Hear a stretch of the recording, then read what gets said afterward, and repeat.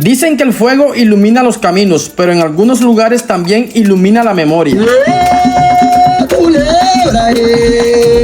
Hay una noche en Puerto Escondido en la que el fuego ilumina el parque El Bolivita. No comienza un espectáculo, se despierta una tradición ancestral. La fogata bullerenguera reúne a quienes llevan el bullerengue en la sangre para recordar que mucho antes de los escenarios y las fiestas, el tambor ya convocaba a la comunidad alrededor del fuego. Cada año esta celebración reúne a quienes se niegan a dejar morir una tradición y mantener vivo un legado que ha pasado de generaciones en generaciones. Así comienza el Festival Nacional del Bullerengue, con una de las tradiciones más esperadas y representativas de Puerto Escondido, la fogata bullerenguera.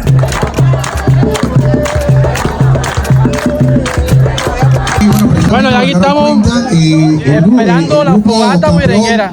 Estamos listos apenas para el bullerengue, mano. Golpe nomás, dale, tres golpes el tambor. Con una solita mano.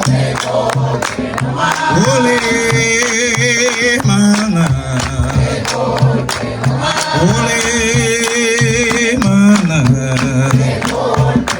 Otra vez, manita mía.